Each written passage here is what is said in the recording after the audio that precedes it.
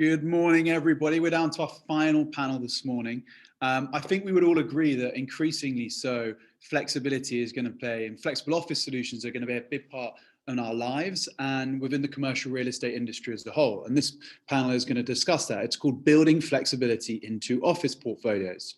It's going to be led by Cal Lee, Global Head of Workthere and the Joint Lead of Savills Flex. And on this panel, we've got Anna Bond, Executive Director of Development at Grosvenor, Bradley Baker, Director of Core Real Estate, Richard Morris, who's the UK CEO of IWG, and Anthony Doyle, Director of Oktra Fit Out. A big thank you to our partners on the panel. Thank you to IWG, Oktra, and Savills Flex. And without any further ado, Cal, please take it away. Thank you very much, Nick. And look, delighted to be moderating this panel of great experts, and hopefully we'll have a lively debate. I think to start, look, Gensler said earlier that the 8-hour workday is dead, and that 67% of us want a hybrid week, a hybrid work model. So the big debate is where is our office and how will we use the office? Is that city centres? Is it suburban? Is it decentralised? So Bradley, Anna, I'd love to bring in your perspective as creators of great places and spaces in our city centres to give your view. Shall I kick off, Anna? I think we just need to differentiate really between the sort of the short-term knee-jerk reactions, perhaps the more longer-term considered reactions. You know, at the beginning of the pandemic, the office was dead and we were no longer going to go back to our cities, and the HQ was a thing of the past. Then it was, well, we might go in once or twice a week. And now I think it's almost come full circle, where I think there's been an understanding, a fuller appreciation of what it is that a really good office environment has got to offer. And then I think, you know, everybody wants to have an office where there's more interaction, more human interaction, more socialization, more mentoring, more learning, more spontaneity. And I think without the office, we missed that. So I think we're going to see people still looking at cities as being where it's at. I think there's a lot to celebrate within the city. And I think everything that the city has to offer. And we've seen that during the course of lockdown with a number of very significant transactions being completed by very large companies, putting the money where their mouth is and actually really backing London to really come out of this on the other side in a positive manner. Yeah, I would agree with what Bradley says. And I think we're going to end up with a flight to quality buildings as well as those kind of quality locations, that buildings that work brilliantly for what everybody wants them to be for. So I think, you know, the traditional office is dead. We absolutely don't need an office that looks like a 1950s typing pool, but we absolutely need an office that really facilitates that everybody being able to physically get together. So offices that are able to be flexible in how you provide the space, I think will be really sought after, as well as buildings that have really high levels of sustainability credentials. Because actually I think one of the things that's come out of this is an increased drive for wellness, and often as you are driving the wellness within your building, actually you're also driving the sustainability agenda, but also of course it's also linked to that corporate social responsibility side. So I think a flight to quality buildings, I think we'll see it over the next few years. Thank you, Anna. Bradley. Now, Richard, you've clearly got offices all over the country, 350, I think, at last count. What's the IWG perspective on where the office of the future lies? Good morning, everyone. I think to answer the question, I would look probably a little bit into last year to see what happened when we came out of the first lockdown. We saw a very stark shift to the suburbs. Not surprisingly, people were wanting to try and find a new balance between working from home and working near to home. Maybe avoiding the kind of mass transit, public transport systems that during the height of the pandemic were regarded as an unsafe way to travel. So I think in any case, that will lead to new habits forming, new preferences where maybe there'll be a hybrid approach, as you mentioned in the introduction. Then what we take from the hybrid approach and what we can see in discussions with our larger customers that have national and global workforces is that they recognize the need to give their people more flexibility and more choice. And the way we see that developing is simply that there will be more working from home. There'll be more people who work from home at least some of the time, but that will be mixed with different types of work activity being done in different places. And we believe that there will still be a role for a hub where people can gather and do certain things, where gathering in person is much more important, things where spontaneity and creativity play a key role. But besides that, we believe work will be more distributed, and for giving people choice means giving people choice not just about working from home or going into a head office. It's about working from home or working near to home in a high quality, conveniently located workplace. And as I say, we saw that real pickup in demand for our suburban locations all around the UK last June, July, August.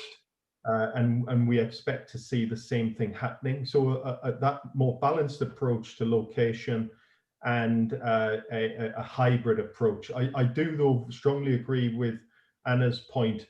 Quality buildings and quality office environments will be something that become more crucial than ever before, because the office as a place to be needs to differentiate itself in a different way than before. If employers want to give their people choice, then the office environment has to be somewhere that people enjoy being, actually get a sense of pleasure from being in that environment. And therefore I agree that quality of space will become more important than ever before.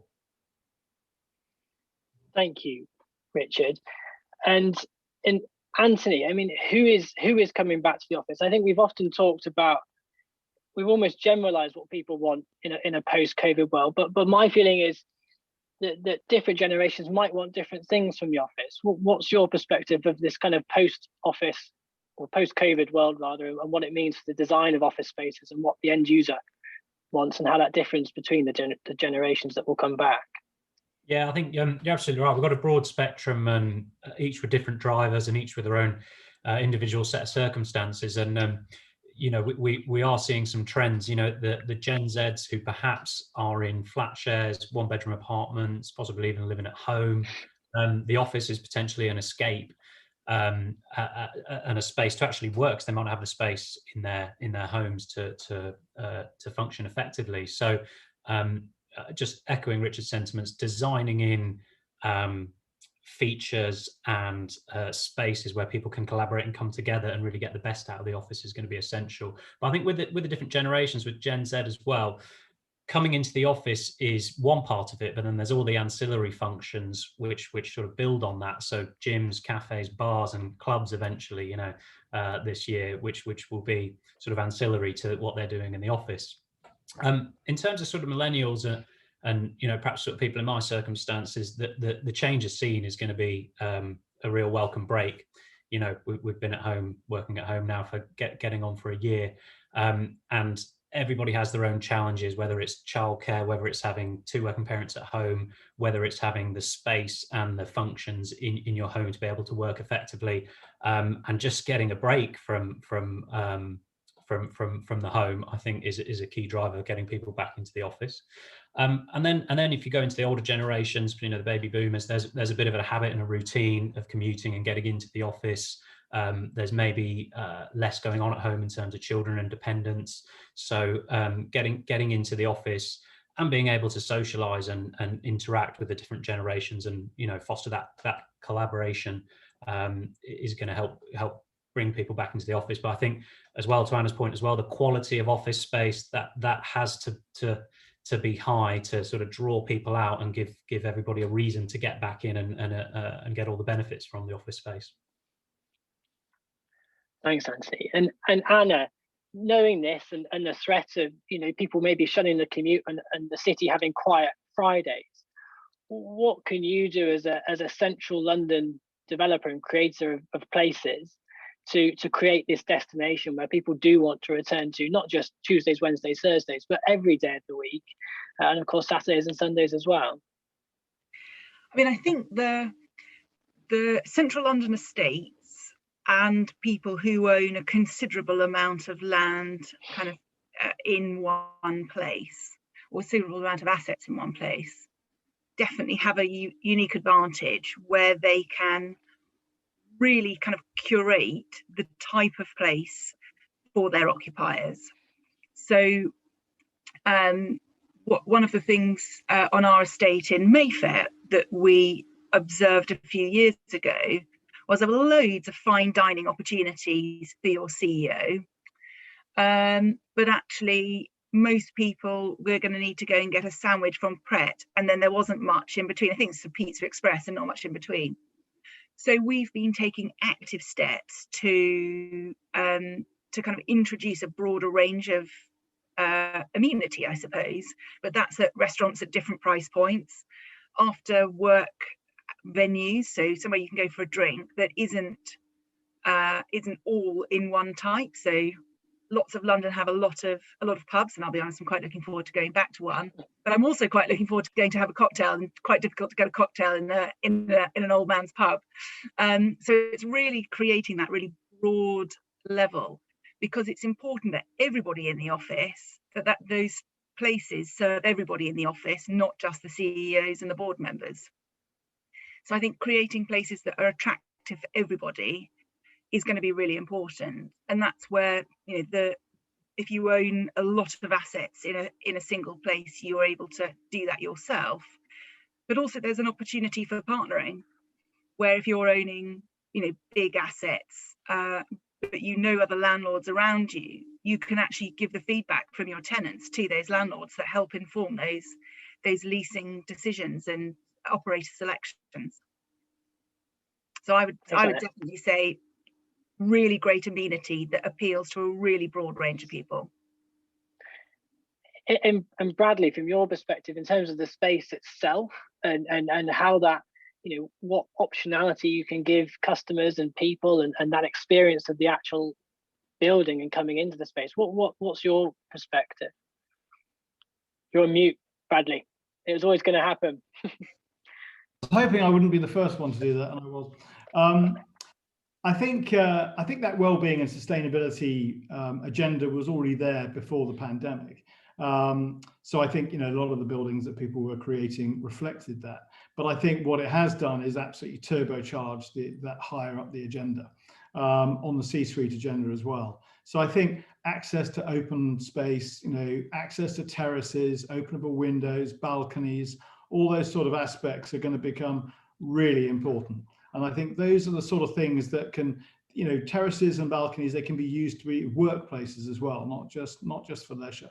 So the idea of working outside, that far more sort of forward thinking, more sort of imaginative, more flair, those sort of aspects, more different uses in buildings as well, not just office buildings with just nothing else but offices, but Anna's point, you know, retail, curated space, maybe sort of cultural hubs, those sort of aspects, public squares, all those sort of things I think are going to become far more important. And as you say, sort of give the worker a real good reason for getting on the train and putting up with the commute. And you mentioned sustainability, and obviously we've got COP26 later this year. Anna and Richard, I'll put this question to you both. Do you think our sector is doing enough to combat the impact of climate change? And it's a big question, I know, but I'm interested to hear your respective views. I mean, I think most businesses have only really realised in the last 2 years that we really need to do something, and we need to do it quickly. So I think last year we set out some green goals. We said that we would be net zero carbon by 2030, and our full portfolio would be climate positive by 2050. We said we wanted to be zero waste by 2030, really improve our kind of biodiversity on our estate, and also be water neutral the biodiversity by 2030 and water neutral, which is really hard, by 2050. So we've set these kind of really challenging goals for ourselves, and it's really hard to even begin to start doing them. And what that's meant is we've needed to do internally a huge amount of upskilling of our people. We've done a lot of working with our partners in terms of upskilling them as well. So as an industry, I think we have got a very long way to go, because we started from such a low base. And of course, through development, we're certainly quite a polluting industry if you're doing it in a traditional way through the use of steel and the use of concrete. But I think, as well as the developers, so it probably starts with the developers, making sure that we are developing great buildings, we also need our agents and tenant reps to be able to really understand the sustainability side of it, because tenants know they want to be in sustainable buildings, but a bit like we were 3 or 4 years ago, we don't really know what that means. And so it's really important as us as an industry to really be able to explain it and explain what we're doing to for our tenants, so that we can show essentially what are great buildings and what are buildings that perform more poorly. Yeah, I mean, look, I would just add to that. I agree. There's a lot more that can be done, and it's a joint effort across the whole sort of value chain that comes together to deliver office space. And we know that there will be further developments in building design and how systems, HVAC systems work over the coming years. And it's really a requirement for us to be able to harness and embrace those developments as and when they arise. I mean, from our point of view at IWG, one angle we take on the whole sustainability piece is that a network of flexible, near to home, on-demand workspace enables people to not use public transport as much, not use their car to drive as much. But equally, one area that we're looking at is making sure that we have the right infrastructure and provisioning in place for electric vehicles to ensure that we can be part of that whole journey to decarbonize motor vehicle transport and you know, things like that. So some of it is incremental, some of it is quite small scale that in aggregate will make a big difference. And that's something that we're focusing on. Thank you. And Anthony, I think data is going to be critical to this as tenants, landlords, everyone understands to what extent that impact is, what extent their own footprint is having on the wider impact and how they use space and how that space is created. I'm really interested to understand what you're hearing from those occupiers when they're looking at creating a space. To what extent are they going into detail about the sustainability of the space and also the use of the space and how they use it and what data and metrics are available to them? So as Bradley said, the sustainability, health and well-being has come right up nearly to the top of the agenda for lots of occupiers and tenants. It's a key criterion when they're selecting space, when they're looking at space. Lots of these companies now have sustainability sort of embedded in their core values, and they want that to be reflected in their real estate and in their office space. So one of the things they're looking at is, does the space have accreditations, BREEAM, WELL, Fitwell? Occupiers and tenants are not getting into the nitty gritty of, flow rates of taps and how efficient the air conditioning is.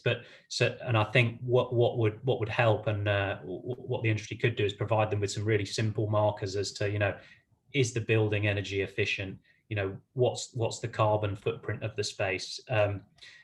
What ventilation is there and access to fresh air and natural light, and all of those factors will have an influence on the sustainability of the space and how sustainable the fit out can be in that space, because obviously that a key criteria of the fit out is what the envelope that it's being built in. And I think in terms of lots of those accreditations that we're seeing, SCAR is one that we're using quite a lot on office fit outs, and with that comes a kind of monitoring process after the fit out. So I think tenants and occupiers will be looking at data such as water consumption, energy consumption, and really kind of in the fullness of time digging down into a little bit more detail to understand the impact that their office space has over time.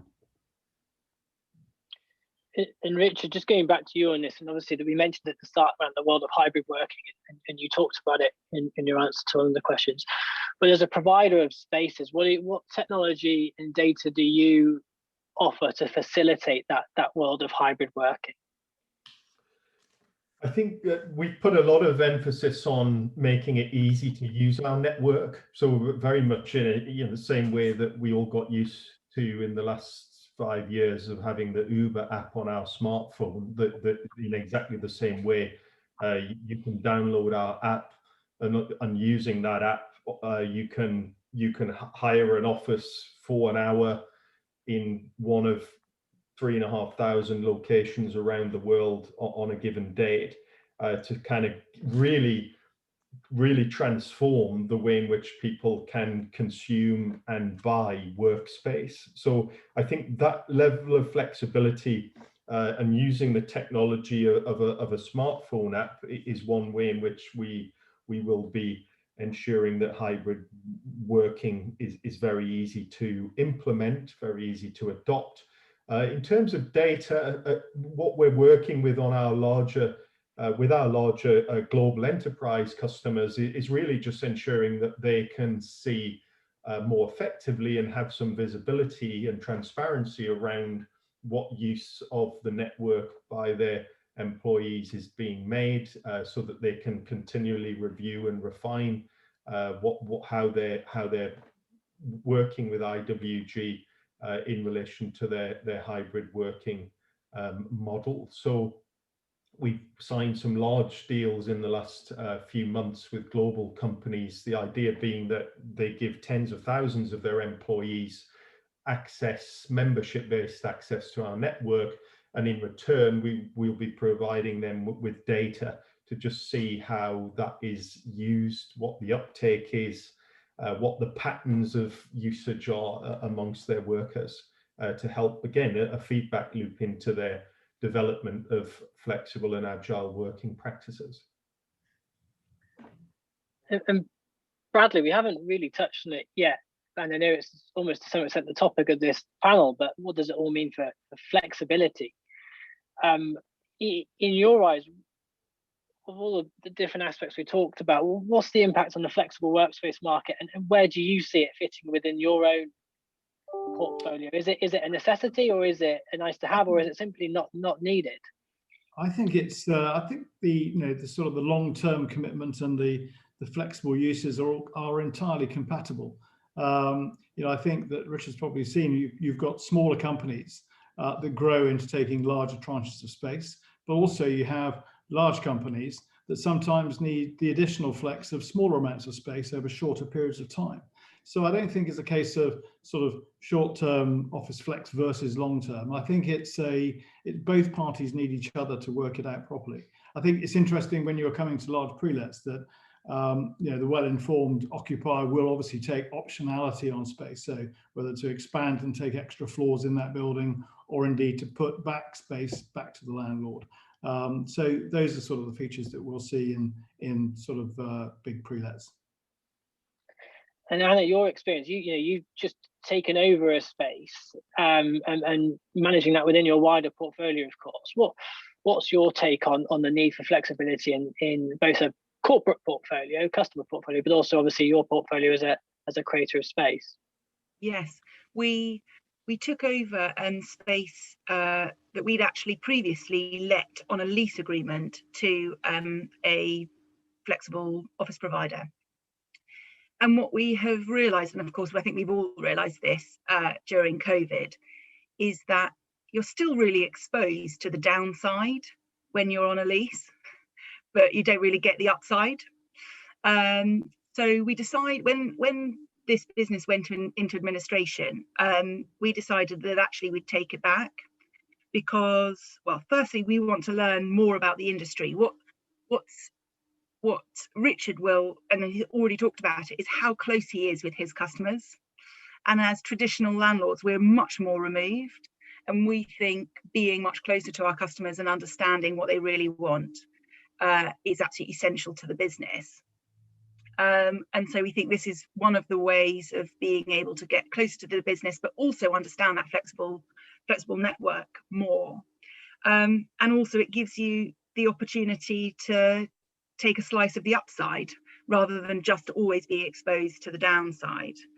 And when I talk about kind of my dream within our portfolio is you take somebody from a startup who would be in flexible working and you are able to facilitate their real estate needs all the way through to a FTSE 100 company.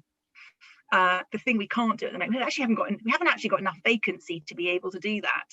But, and not that I want more vacancy, of course, but that has been the challenge, is that you miss those smaller companies at the beginning of their growth journey. And so actually what we think we could be able to do is move them from that flex space at the point where they're outgrowing it. You can provide them in other buildings. And of course, I think that, Bradley touched on it, that all leases are becoming much more flexible anyway. So I think it gets you much closer to your tenants and also gives you a slice of the upside rather than the exposure that we've all seen during COVID of just the downside.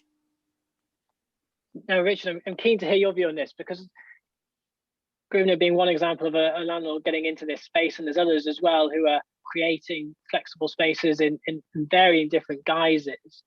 What's the IWG take on this? You've been around for 40 plus years. You're the experts. Landlords are entering this arena.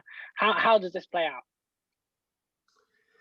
How does it play out? I mean, there are so many office buildings and so many possibilities that in the end, I think we'll see a continuation of a trend that was already underway, which is obviously landlords in all their different guises. I mean, that's the first thing, of course. Property ownership is so fragmented and the type of owner is so diverse that there will never be a single one approach that emerges. But our position is that we do a diverse range of deals and types of arrangement with property owners, including investing in our own freehold where it makes sense to develop our national networks. So in building a national network around the UK, that will comprise partnership deals where absolutely, to Anna's point, the building owner will participate in the upside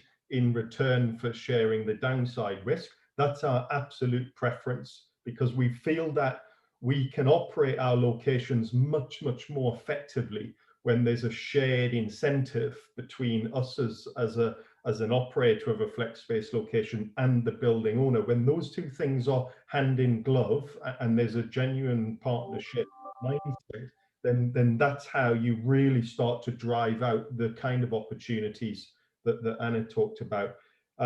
So look, we think it'll develop. We'll be doing management agreements, joint ventures, partnership deals, and the thing that we've got underway in quite a significant way right now in the UK is our franchising model. So we now have 20 franchise partners in the UK with a development commitment to open 200 locations in the next 5 years in all of the white space on the map of the UK. And a lot of those franchise partners are property investors.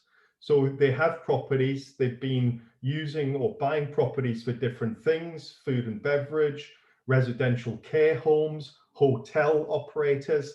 They have a property investment background, and now what they want to do is get to participate in this growth industry, because we can see where the demand is heading for flexible working. So they want to work with IWG as a franchisee partner to operate their own property assets, but in partnership with us as a franchisee.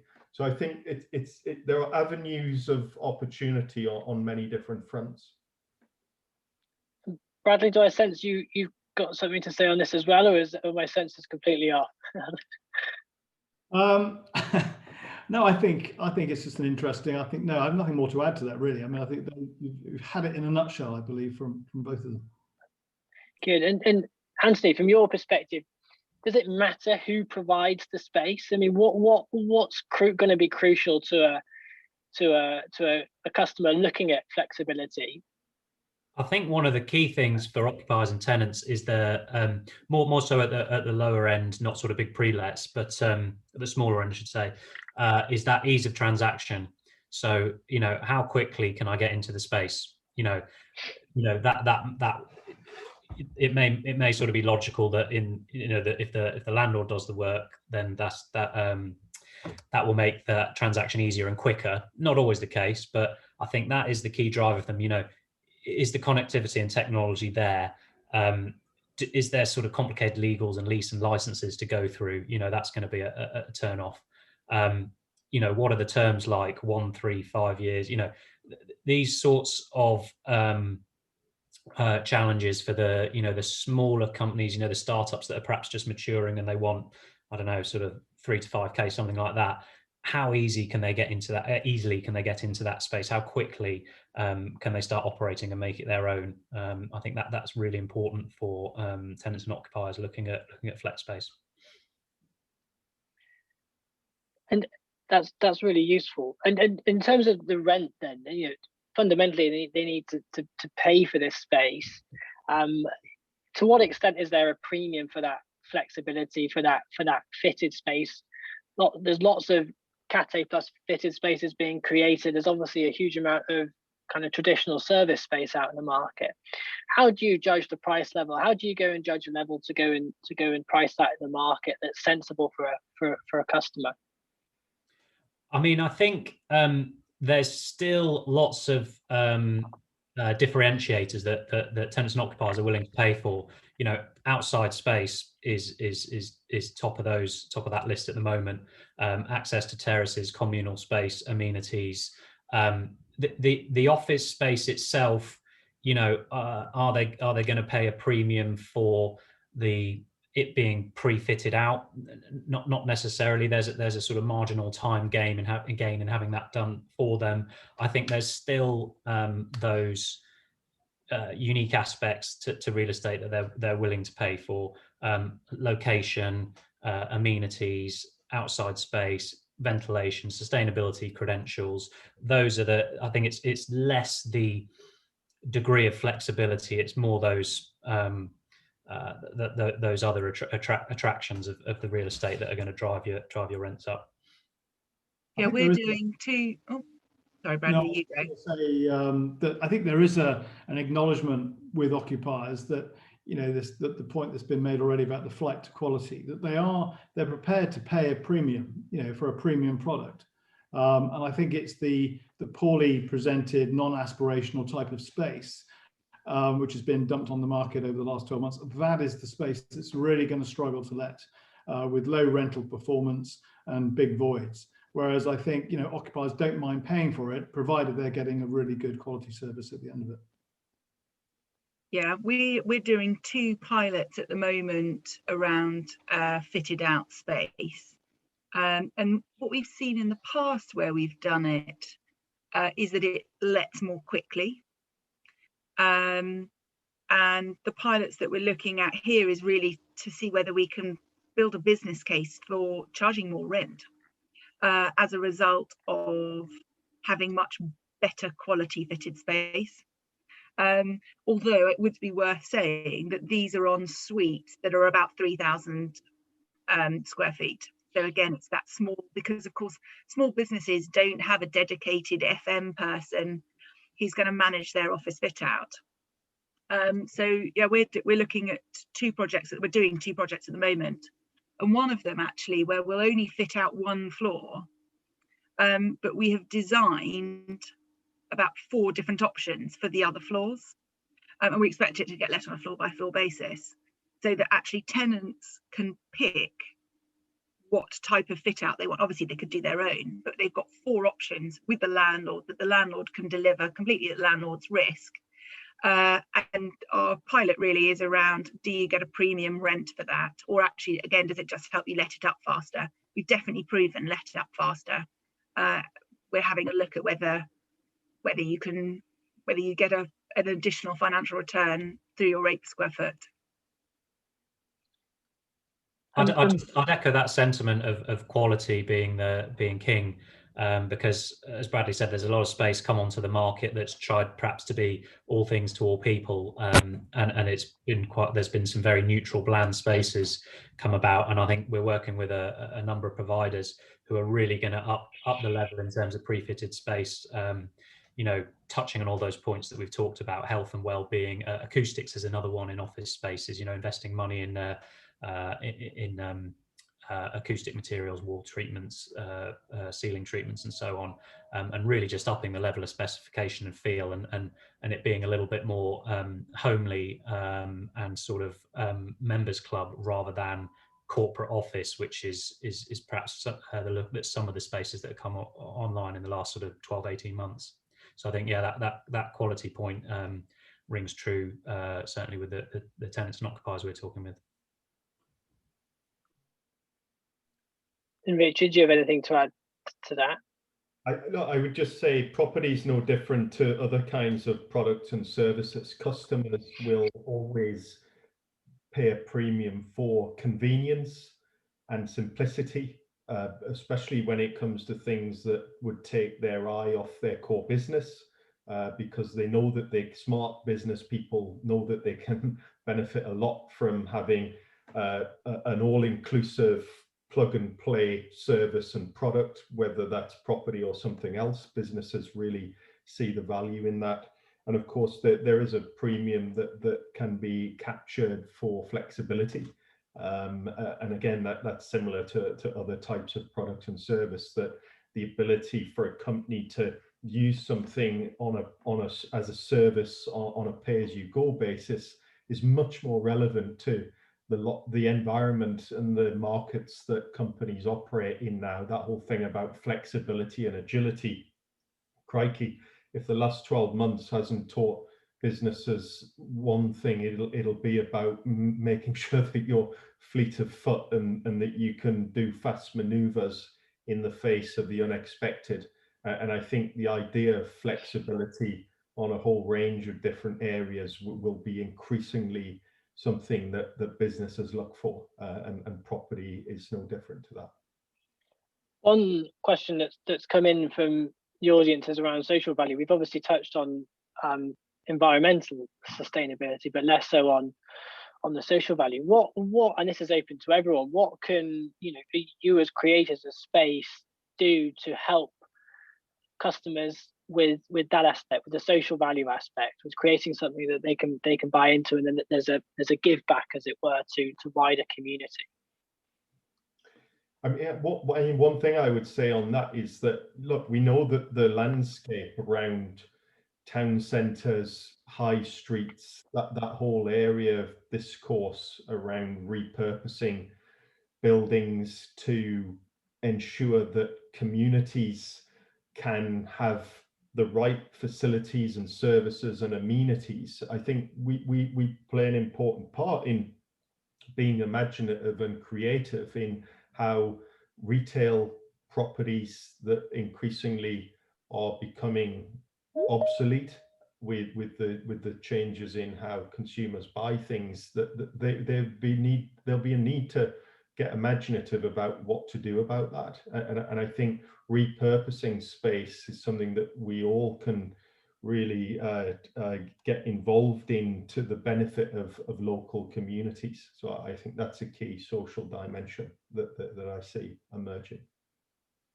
Yeah, I would just add, mix of uses, access to open public space, not being too greedy with sites, but making sure there's public access on a large area, and also allowing permeability through that site.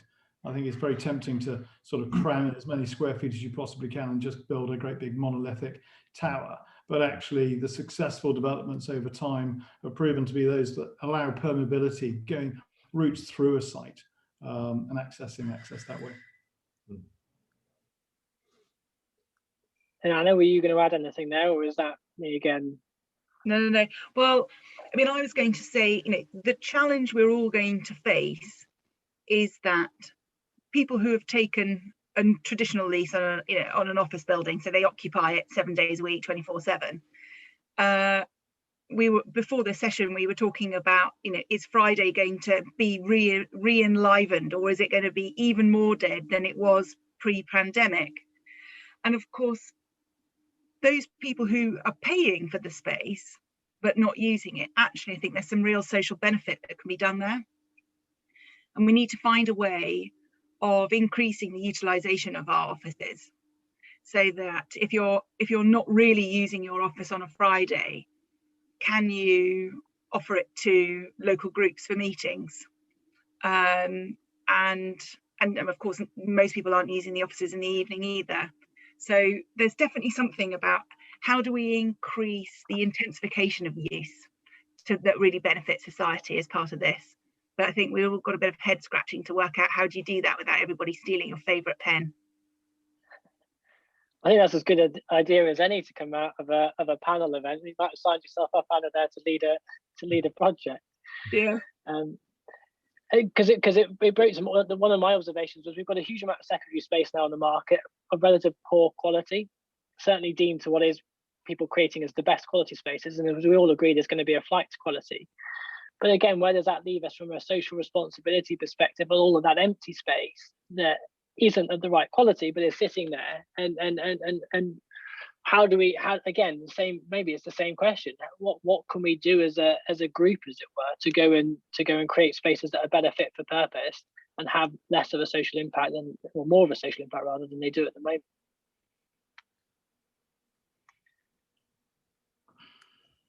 I think we've always seen, through cycles where we've had large vacancy rates, high vacancy rates, and I think the market is quite adept at sort of going in and making the most of those sort of buildings, which actually might on the surface look as if they're very bad quality, but actually with a bit of imagination can easily be transformed. It's basically going back to what Anna was saying, where you're getting a financial reward by the time it takes to let it, by sort of refurbishing it to a degree. And I think that's what will have to happen to that sort of space. I think, the office building says an awful lot about the company that occupies that space. And it's very easy for that office building to reflect the values, the brand values of those companies. And I think companies want to occupy a building that reflects their brand values. And I think actually individuals want to work for a company that they think reflects their own individual brand values as well. And I think where, the buildings of the future will be the ones that can marry those two aspects together, I think as well, some of that space you refer to may be better suited to the flex type arrangements.